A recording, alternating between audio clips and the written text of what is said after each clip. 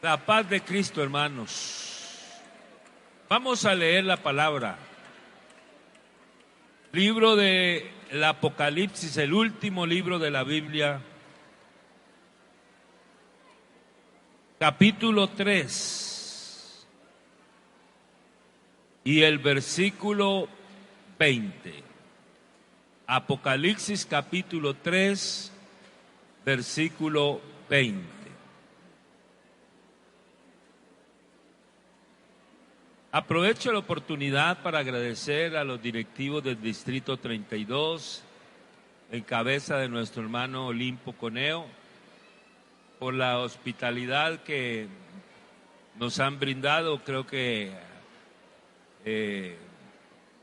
todos esos favores y esa deferencia son inmerecidas, pero bueno, Dios siempre hace que uno reciba lo que no se merece. Eso lo hace nuestro Dios. Qué bueno compartir aquí con todos nuestros hermanos músicos que cantan, hermano Akerles, y todos los pastores de esta región que le sirven al Señor con entrega y con dedicación. Como dice el versículo 20 del capítulo 3 de Apocalipsis: yo estoy a la puerta y llamo. Si alguno oye mi voz y abre la puerta, entraré a él y cenaré con él y él conmigo. Pueden sentarse, hermano.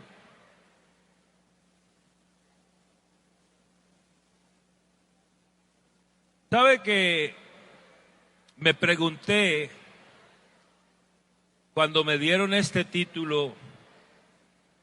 No saques a Dios de tu casa. Si se refería a la casa nuestra o si se refería a la casa de Dios.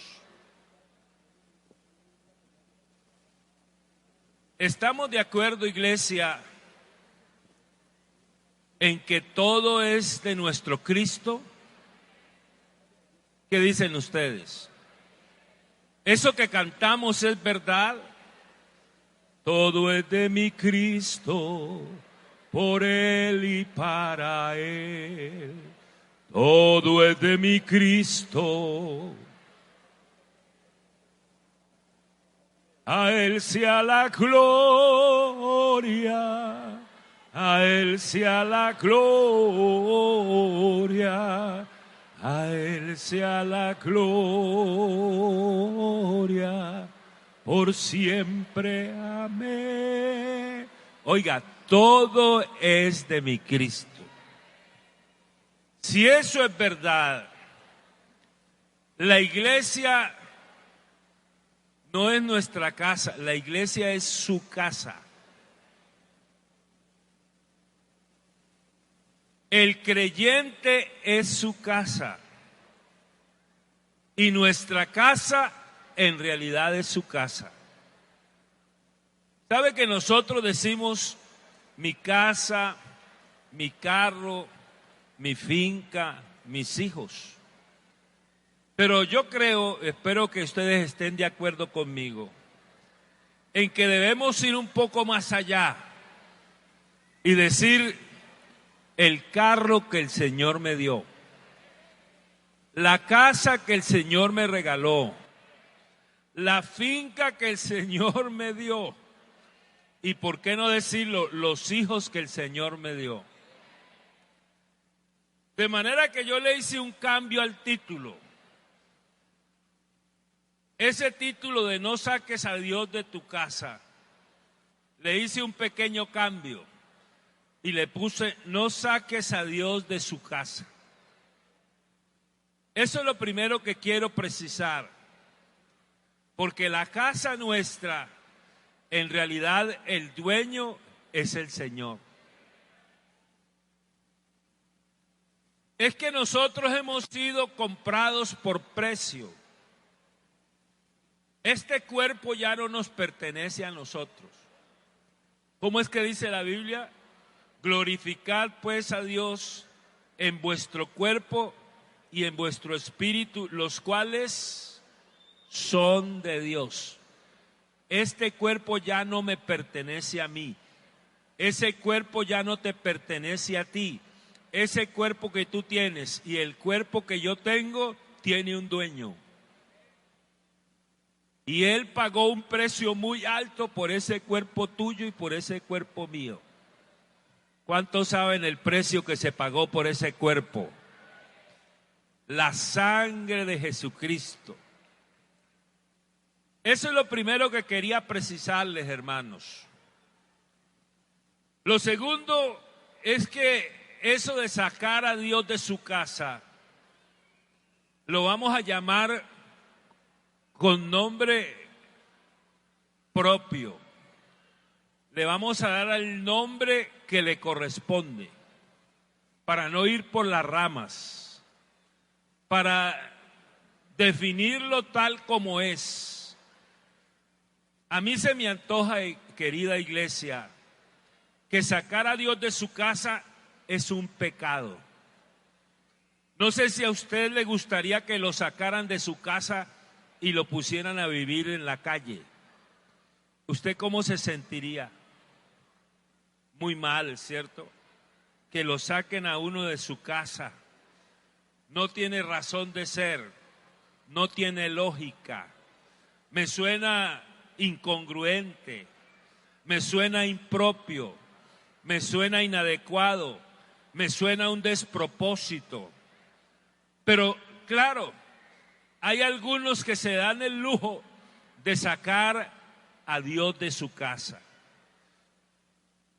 Las otras denominaciones y las doctrinas falsas no pueden sacar a Dios de su casa, porque esas denominaciones no son la casa de Dios. Quiere decir que Él nunca ha estado allá adentro. Pero en esta iglesia es la casa de Dios. ¡Aleluya! ¿No lo cantamos, hermanos? Esta es la iglesia del Señor, puerta del cielo, Él la llamó. Porque esta es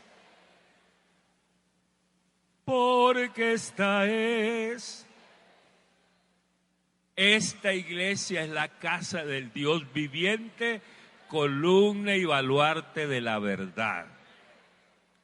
Quiere decir que esto que me suena, bueno, no sé cómo decirlo, no sé si es un ruego, no sé si es una amonestación,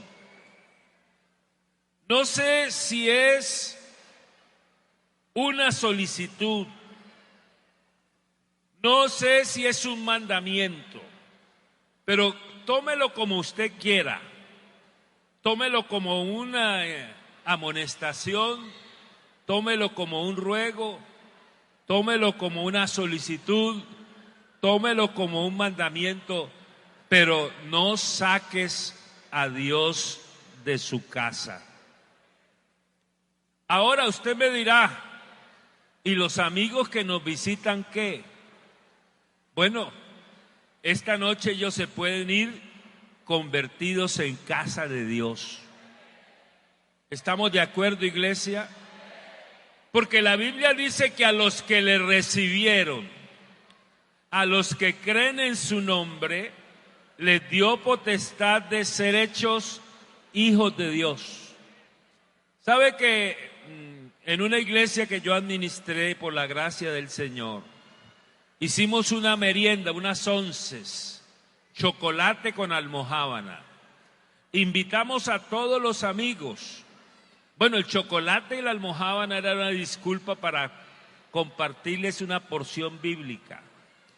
Y la porción bíblica que yo les compartí fue esa, que no todos los hombres son hijos de Dios.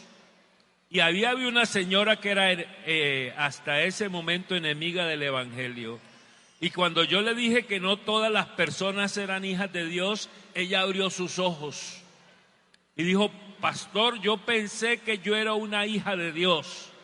Le dije: no, para usted ser hija de Dios, tiene que recibirlo a Él en su corazón. ¿Y sabe qué pasó? Eso fue suficiente para que esa señora le entregara su vida a Cristo. Y les voy a decir algo: la bauticé en el nombre de Jesús. Aleluya. Por eso yo quiero decir que también los amigos esta noche se pueden convertir en casa de Dios si lo invitan a morar en su corazón. Ahora bien, después de este preámbulo, quiero puntualizar algunas cosas. Lo primero es que Dios nos organizó por familias. Eso de la idea de familia no es nuestra. La idea de familia viene de Dios. Y mire usted, cuando vino el diluvio, una familia flotaba sobre las aguas en una embarcación diseñada por Dios. Era la familia de Noé. Ahora, a través de la familia de Abraham han sido benditas todas las familias de la tierra. Porque eso fue lo que el Señor le dijo a Abraham: en ti serán benditas todas las familias de la tierra. ¿Cuántos consideran que tienen esa bendición hoy? Ustedes tienen la bendición que comenzó con Abraham y que nos ha alcanzado a nosotros los que vivimos en el siglo XXI. Pues la verdad es que sí, porque en Abraham y su simiente serían benditas todas las familias de la tierra. Lo segundo que quiero precisar es que Dios no necesita una casa. Yo le pregunto, ¿qué tan grande tendría que ser la casa donde el Señor pudiera caber? Si la Biblia dice que los cielos de los cielos no lo pueden contener. Y Salomón dijo: cuánto menos esta casa que yo he edificado. Quiere decir, hermanos, que no hay una casa lo suficientemente grande donde podamos encerrar a Dios. Pero, hermanos, a pesar de esto, Dios siempre ha querido tener una casa. Eso nos explica el porqué del tabernáculo. Eso nos explica el porqué del templo de Salomón. El Señor se cansó del templo y se cansó del tabernáculo. Y se ha mudado a una casa temporal. Y como si fuera poco, está construyendo una casa. ¿Y sabe quién es la casa de Dios a la que Él se mudó temporalmente, pero con miras de quedarse en esa casa por la eternidad? ¿Sabe cuál es la casa, iglesia? Esa casa somos nosotros. ¿Cuántos creen que son casa de Dios? ¿Cuántos se confirman en esa verdad que somos la casa del Dios viviente?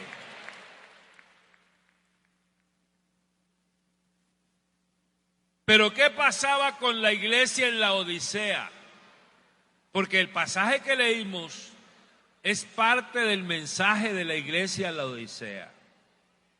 Mire, aunque a usted le suene raro, le suene extraño, ¿sabe dónde tenía la Odisea al Señor? Lo tenía afuera. Lo habían sacado de su casa, porque la iglesia es su casa. Hermanos, la casa del creyente debe ser su casa. Y mire, esa iglesia había entrado en una situación bien calamitosa. Había tibieza, había letargo espiritual, había pereza por las cosas de Dios, había negligencia para el servicio, había inclinación a las ofertas del mundo, se había perdido el fervor inicial y el primer amor. Habían puesto su confianza en las riquezas, en el dinero, en la cuenta bancaria, en la prosperidad económica. Se habían vuelto como Saúl, el rey de Israel, que se embriagó de poder y se enamoró de su estatus, de su posición. ¿Sabe que a Saúl le dolió perder la corona? Y ese fue el error de Saúl. Porque mientras a Saúl le dolió perder la corona, a David le dolió perder la comunión con Dios. La corona tiene que ver con nuestra posición, con nuestro estatus, pero la comunión con Dios tiene que ver con nuestra salvación. Esa iglesia no le hacía falta nada. Habían llegado al extremo de pensar que no tenían necesidad de Dios. Habían perdido lo más importante, su dependencia de Dios. ¿Cómo les parece a ustedes ese cuadro tan triste y lamentable? Habían dejado al Señor afuera. Pero, ¿les parece bien si miramos cómo consideraba el Señor a esa iglesia en su momento? Porque aquí lo más importante no es lo que diga el predicador, no. Lo más importante es lo que diga la palabra de Dios. Lo más importante esta noche es lo que diga el dueño de esta palabra. Esta palabra no es mía, esta palabra le pertenece única y exclusivamente a Él. Bendito sea su nombre. Y mire lo que le dice el Señor. Esto suena fuerte. ¿Está preparado usted para recibir esta noche un mensaje fuerte? ¿Sí? ¿Están preparados? ¿Lo van a resistir? ¿Lo van a recibir? ¿Lo van a oír? ¿Lo van a escuchar? ¿Lo van a vivir? ¿Lo van a poner en práctica? Bueno, yo le doy gracias a Dios por eso. Mire lo que dice, que el que pone a Dios a la puerta es un desventurado. En otras palabras, ha perdido el gozo de la salvación. Hermanos, el gozo de la salvación es diferente a la felicidad. La felicidad depende de las circunstancias, pero el gozo depende de Dios. Por eso es que la felicidad es pasajera, pero el gozo de Dios es permanente. ¿Verdad que sí, hermanos? Habían perdido el gozo de la salvación. Habían perdido esa que llamo yo ancla que nos mantiene firmes allá sobre la roca. Habían caído de la gracia. Por eso, hermano, no saques a Dios de su casa si no quieres ser un desventurado. ¿Sabe cómo lo llama el Señor? Esto me suena fuerte, pero me atrevo a predicarlo porque es palabra de Dios. Dice que el que saca a Dios de su casa es un miserable. Así de fuerte es la palabra. Ha perdido los principios, los valores, las virtudes, está sin buenos sentimientos. Y por eso, hermano querido, por favor, no saques a Dios de su casa. ¿Sabe cómo más lo considera el Señor? Lo considera pobre. En otras palabras, sin recursos para sostener su comunión con Dios. Esta pobreza no es solamente una pobreza económica. Esta pobreza de la que habla el Señor es una pobreza espiritual. Porque cuando uno saca al Señor de su casa, se convierte en el pobre más pobre de todos los pobres. Me perdonan ese juego de palabras. El pobre más pobre que todos los pobres. Ahora, me sigue sonando fuerte que el Señor dice que el que deja al Señor afuera a la puerta es ciego. Las tinieblas se han cernido sobre esa persona. No puede ver, ha perdido la visión. Ya no ve las cosas que no se ven, porque con Cristo vemos cosas que no se ven. Las cosas que se ven son temporales, iglesia, pero las que no se ven son eternas. Y como si fuera poco, no solamente dice que es un desventurado, miserable, pobre, ciego, sino que dice que está desnudo. Hermanos, nosotros tenemos un vestido nuevo que no lo ha dado el Señor. La Biblia dice que todos los que hemos sido bautizados en Cristo Jesús estamos revestidos de Él. ¿Cuántos se sienten revestidos de Él? ¿Cuántos le dan la alabanza al Señor por estar revestidos de Él? ¿Cuántos se gozan esta noche por el privilegio de estar revestidos de Él? ¡Aleluya!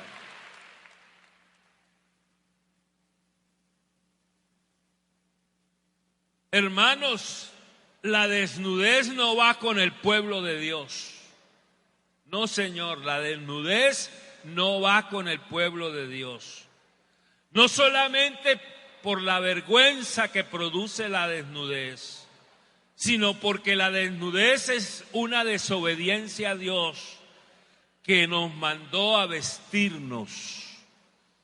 El que mandó a vestirnos no fue Carreño el que escribió La Urbanidad hace muchos años. Los que tienen algunos añitos conmigo estudiaron La Urbanidad de Carreño, que le decía a uno cómo debía comportarse en sociedad, que uno debía cederle el puesto a los ancianos, que uno debía bajarse de la acera para que pasara el de la tercera edad, que uno tenía que ayudar a pasar al anciano que no podía de una acera a la otra, que había que tenderle la mano al desvalido. La Urbanidad de Carreño nos decía también eso, que uno debía vestirse decorosamente. Eso decía La Urbanidad de Carreño.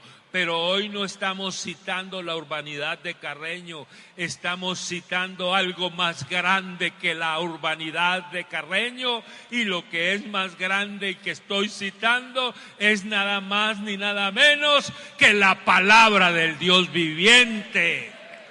Aleluya. Mire, hermanos, no se dejen engañar. ¿Sabe que Satanás le pide a uno un rinconcito? Déjeme un rinconcito. Pero el Dios que yo estoy predicando no pide un rinconcito. Él pide todo porque Él es el dueño de todo. Dame, hijo mío, tu corazón y miren tus ojos por mis caminos. Mire, hermanos, uno de los errores de los creyentes es que respetan más al pastor que a Dios. Y usted me dirá, hermano, explíqueme eso. Se lo voy a explicar. Un maestro de nuestra iglesia escribió un libro que se llama Gota a Gota. Y él me lo regaló. Y yo lo abrí en cualquier parte. Y me encontré una historia. Que él había ido a visitar a una pareja a su casa sin avisarle. Y cuando él se acercaba a la casa de esa familia, los oyó discutiendo y casi se iban a las manos y se insultaban el uno con el otro. Pero cuando lo vieron dijeron: ¡ay, hermano! Si hubiésemos sabido que usted estaba ahí, no hubiéramos discutido. Y el pastor se puso triste. ¿Y sabe por qué? Porque el pastor aparece de vez en cuando, pero hay uno que no aparece de vez en cuando. Hay uno que está ahí las 24 horas al día. ¡Aleluya!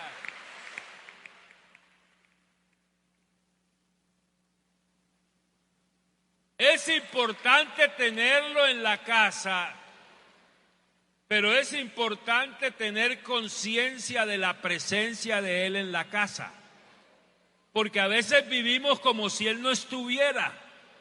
Yo les pregunto a ustedes, ¿cuántos conocen al hermano Olimpo Coneo?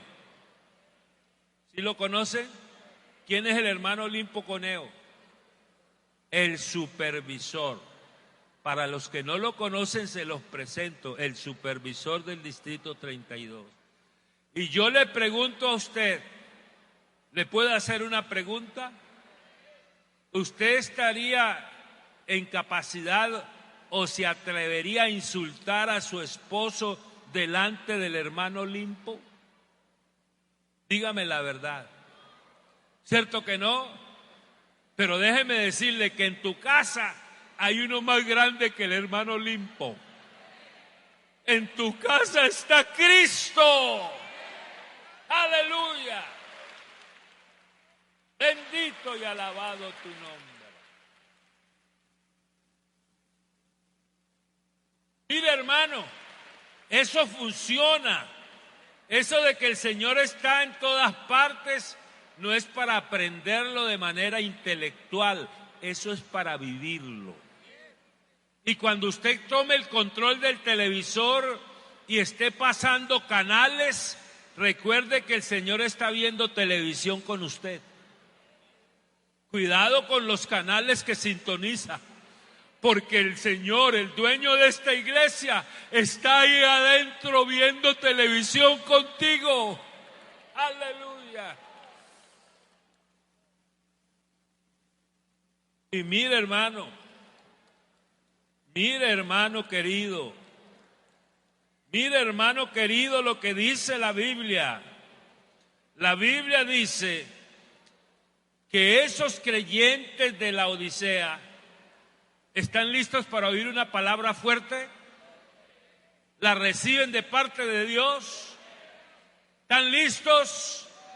¿Están preparados? ¿No se van a enojar con el predicador? No, entonces tengo libertad para decir lo que dice la Biblia. Porque eres tibio, te vomitaré de mi boca. ¿Cómo le parece esa expresión de fuerte? Eso quiere decir que se tiene un pie en la iglesia y otro pie en el mundo. Pero nosotros no podemos tener un pie en la iglesia y otro pie en el mundo. Nuestros pies deben estar cimentados sobre la roca de esta iglesia, y la roca de esta iglesia es Cristo. Aleluya. Pero te tengo una buena noticia. ¿Les gustan las buenas noticias? A mí también me encanta dar buenas noticias, créame. Créame que me gusta dar buenas noticias. Si eso está pasando en tu casa o en la casa de Dios, hay una oportunidad hoy. Déjeme decirle que el Dios que les estoy predicando es el Dios de las segundas oportunidades. Él no ha cerrado la puerta de la gracia. Todavía hoy hay una oportunidad para alguien que pueda abrir la puerta de su casa para que el Señor entre. Todavía hay oportunidad, y lo digo con autoridad en el nombre del Señor Jesucristo. Todavía hay oportunidad. Aleluya. Y usted me preguntará, predicador, ¿a qué distancia estoy? ¿Y sabe a qué distancia estás? A la distancia de una decisión. Mire, hay cosas que no podemos decidir. Le pongo un ejemplo. ¿Usted decidió dónde nacer? No, ¿cierto? ¿Usted decidió el nombre que lleva? No. Algunos les pusieron Gumersindo y se quedaron Gumersindos. ¿Usted escogió el color de su piel? No. Hay cosas que no podemos decidir, pero hay otras que sí podemos decidir. Déjeme decirle que la voluntad es uno de los gigantes del alma. ¿Sabe cuáles son los 5 gigantes del alma? Se los voy a citar. Primer gigante, el deseo. Todos tenemos deseos. El deseo no es ni bueno ni malo en sí mismo. Depende cómo esté orientado el deseo. La Biblia dice: ¿a quién tengo en los cielos sino a ti, y fuera de ti nada deseo en la tierra? Pero también habla de los deseos de la carne. El segundo gigante es la ira. Yo les pregunto, ¿la ira es buena o es mala? La Biblia habla de la ira de Dios. Esa ira es buena porque la ira es una reacción de Dios, no es una acción de Dios. Dios no es ira, Dios es amor. Pero Él sí reacciona airado ante la impiedad y la injusticia de los hombres. ¿A usted no le ha pasado que cuando ve una injusticia algo se le revuelve por dentro? Bueno, esa es la ira. Es el rechazo que usted siente por la injusticia, por la impiedad, por los crímenes, por las cosas, los secuestros. Eso no nos gusta a nosotros, ¿verdad? La Biblia habla de la ira de Dios, pero también dice que en la ira del hombre no obra la justicia de Dios. El tercer gigante es el temor. El temor no es ni bueno ni malo, depende para qué se use. La Biblia dice que tenemos que temer a Dios, pero también dice que no debemos temer al enemigo. Oiga, se me olvidó el primer gigante. ¿Cuál es el primer gigante? El deseo. ¿Cuál es el segundo gigante? ¿Y cuál es el tercer gigante? El cuarto gigante es el amor. Ahora, ¿el amor es bueno o es malo? Bíblicamente, depende. Porque si amamos a Dios, ese amor es bueno. Pero si amamos el dinero, ese amor es malo. Raíz de todos los males es el amor al dinero. Y el último gigante, que lo dejé de último porque me sirve para esta reflexión bíblica, el último gigante es la voluntad. Quiere decir que el Señor creó al hombre con deseos, con temor, con ira, con capacidad de amar y con capacidad de decidir. El problema del hombre no es la voluntad. El problema del hombre no es la libertad.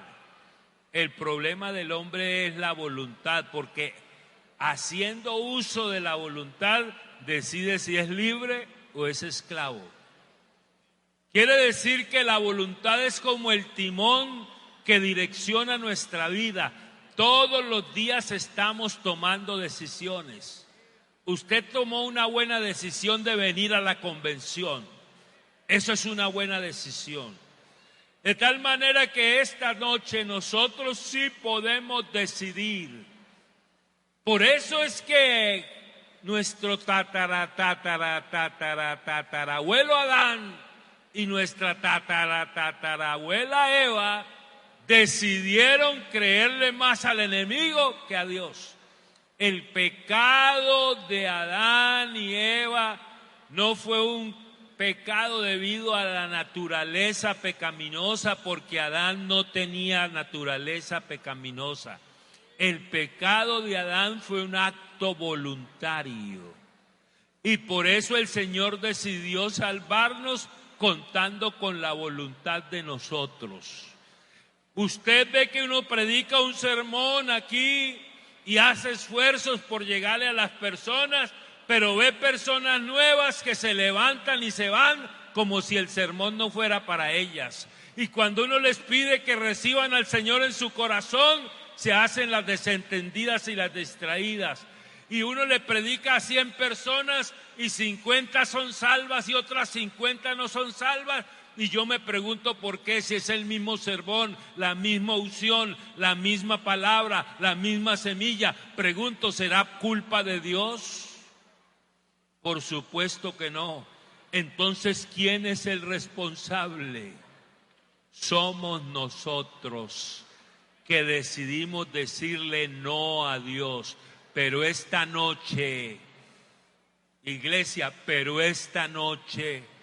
yo confío que le vamos a decir sí a Dios.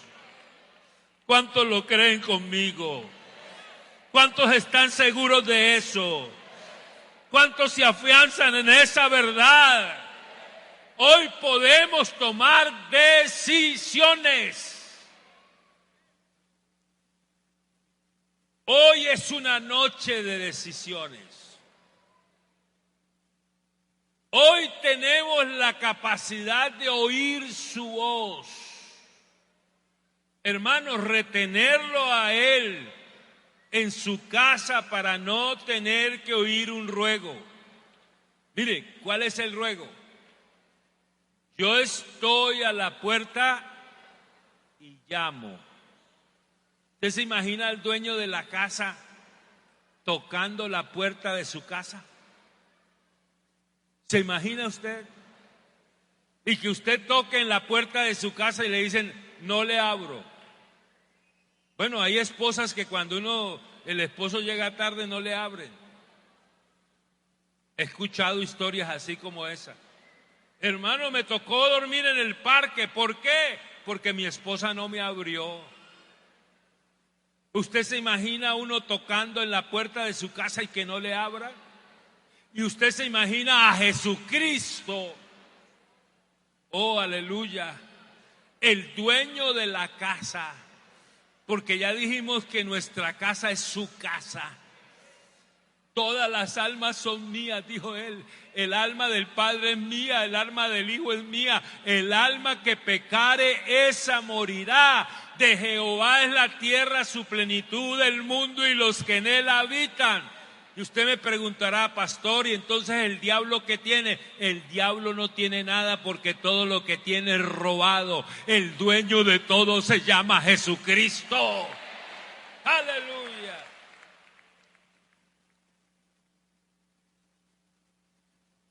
Oiga, el Señor rogando que lo dejen entrar.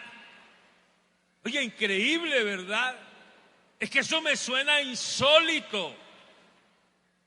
Y me toca predicarlo, lo que me parece un exabrupto, algo ilógico, algo que no entiendo. ¿Cómo uno puede dejar al Señor en la puerta de su casa?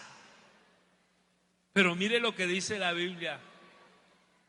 Os ruego por las misericordias de Dios. Note usted que es un ruego. El Señor rogándonos a nosotros, no puede ser, ¿verdad? El dueño del universo rogándonos a nosotros, suena raro, ¿cierto? Pero sí dice Corintios que como si Dios rogase por medio de nosotros, reconciliaos con Dios. Así dice la Biblia. Hoy tenemos la capacidad de retenerlo para no dejarlo en la puerta. Retenerlo para no asumir las consecuencias que vienen sobre nosotros cuando lo sacamos de su casa. Mire, hermanos, usted lo saca de su casa, aténgase a las consecuencias. Porque cuando usted lo saca de su casa, ese es el peor pecado que podemos cometer. Y lo cometemos los que hemos recibido al Señor en su casa. No lo cometen los no creyentes, porque ellos todavía no lo han recibido, ¿verdad? ¿Quién comete ese pecado? Los que ya lo han recibido y lo sacan. Ese es un pecado exclusivo de la iglesia. Pero cuando usted lo saca, usted tiene que asumir las consecuencias. Usted dice, ay no, pero el Señor me perdona. Sí, Él lo perdona, porque Dios es perdonador. Pero usted no puede evitar las consecuencias del pecado. Si tuvo una relación adúltera y nació un niño, Dios lo puede perdonar, pero el niño queda ahí. El niño no desaparece. El niño es la consecuencia del pecado, ¿verdad? Esa consecuencia del pecado tenemos que asumirla nosotros. Porque una cosa es el pecado y otra es la consecuencia del pecado. ¿Sabe que el Señor no vino solo a librarnos de las consecuencias? Mire, uno entra en una ciudad y encuentra una valla que dice, si bebió, entregue las llaves. ¿De qué lo libran a uno? De las consecuencias del pecado. ¿De qué consecuencias? De un accidente, de una tragedia automovilística, de cometer un homicidio culposo contra alguien. Pero pregunto, ¿lo libran a uno de la borrachera? No. Y usted sigue por la misma avenida y encuentra otra valla que dice, sexo seguro, use preservativo. ¿De qué lo libran a uno? De un embarazo indeseado, de una enfermedad venérea. ¿Lo libran de eso, de un SIDA? Pero pregunto, ¿lo libran de la fornicación? De manera que el Señor no vino solo a librarnos de las consecuencias del pecado. Él vino a librarnos del pecado, porque cuando nos libra del pecado, nos libra de las consecuencias del pecado. Si usted quiere evitar las consecuencias del pecado, yo le doy un consejo: no peque. No peque. Porque después de que usted peque, tendrá que asumir las consecuencias del pecado. El Señor a David lo restauró, pero las consecuencias del pecado de David quedaron. El hijo murió, su hijo Absalón se le rebeló, estuvo en guerra todo su reinado, no se pudo librar de las consecuencias del pecado, no pudo construir el templo, que él quería construirlo, ¿verdad? Él puso plata de su bolsillo para construir el templo, recogió ofrenda para construir el templo, pero el Señor le dijo, no vas a construir el templo porque tienes las manos manchadas de sangre. Quiere decir, hermano, que si usted peca, aténgase a las consecuencias. Pero mire, el Señor es tan bueno. El Señor es tan bueno. Iglesia, el Señor es tan bueno. Hermanos de Buenaventura, el Señor es tan bueno. Hermanos del Distrito 32, el Señor es tan bueno. Aleluya. Que cuando está afuera, Él toca la puerta.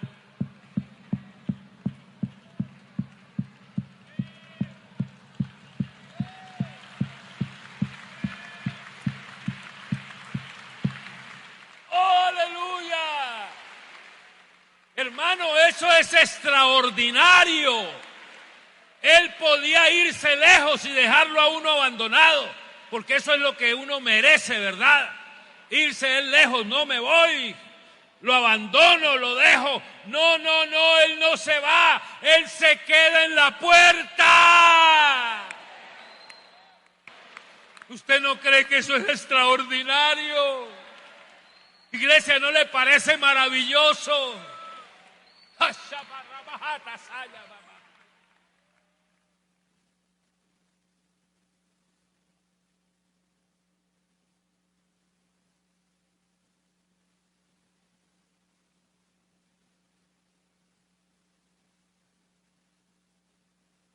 Él se queda en la puerta, porque Él todavía tiene una confianza. Mire, hermanos, ¿cuántos confían en Dios? A ver, una alabanza por los que confían en Dios. Me gusta esa alabanza, pero una alabanza para los que están seguros que Dios confía en ustedes. Bajó la alabanza, ¿cierto? Hermano, lo grande no es que tú confíes en Dios, eso no es lo grande. Lo grande es que Él, siendo quien es Él, confía en nosotros. Aleluya, aleluya.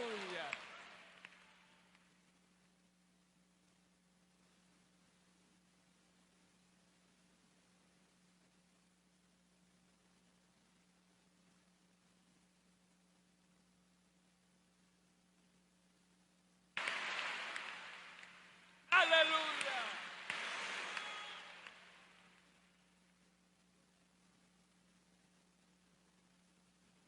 ¿Sabe qué confía en Él? Él cuando toca, Él dice, mi hijo me va a abrir. ¿Usted cuando toca, para qué toca? Que le abran, ¿cierto? Y usted toca y como que está ansioso. Ya me van a abrir, ya oigo los pasos, ya oigo el taconeo, como que se está acercando, como que ya me van a abrir. Y usted siente como algo ahí por dentro, ¿verdad? Oh,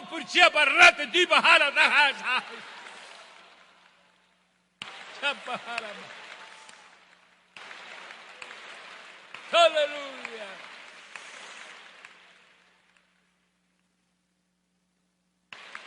Aleluya.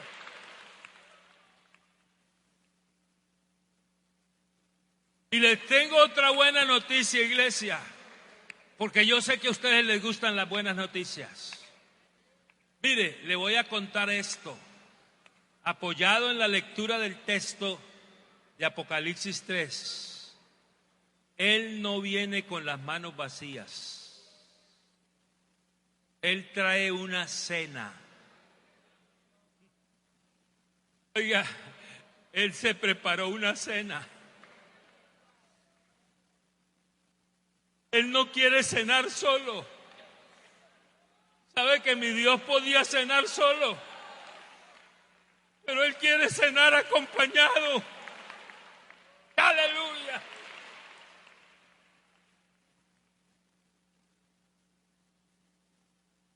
¡Aleluya!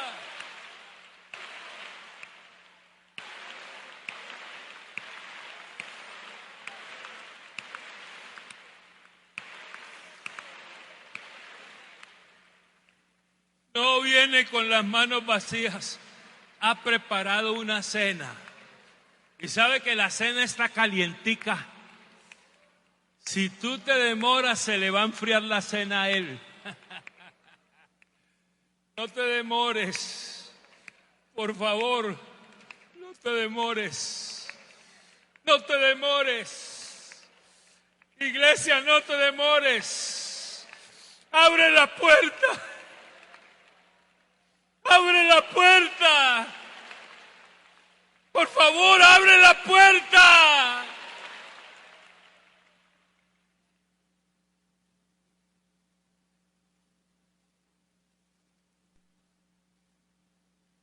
Abre la puerta.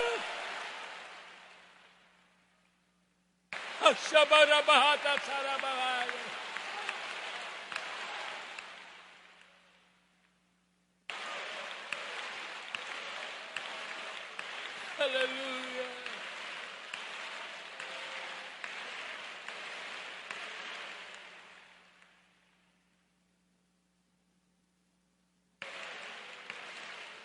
Hermanos queridos, les tengo una buena noticia. Esa cena es para compartirla con Él. Porque Él dijo, cenaré con Él y Él conmigo.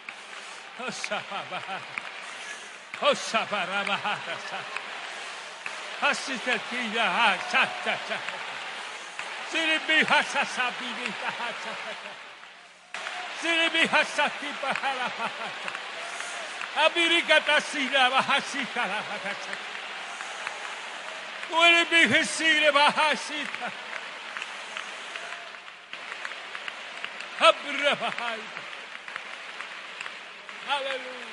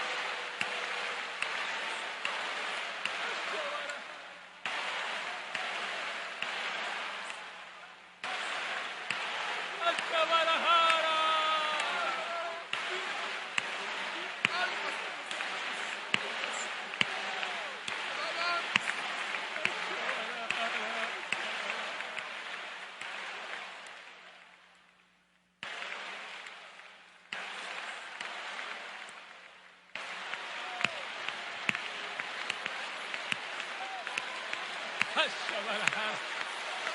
Ashabarahara. Ashabarahara. Ashabarahara.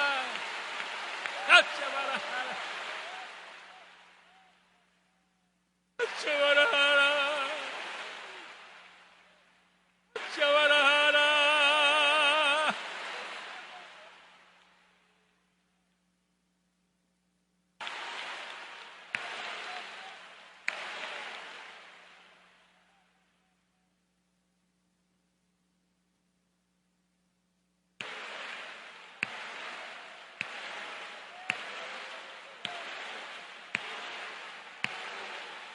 Shaba raba digada.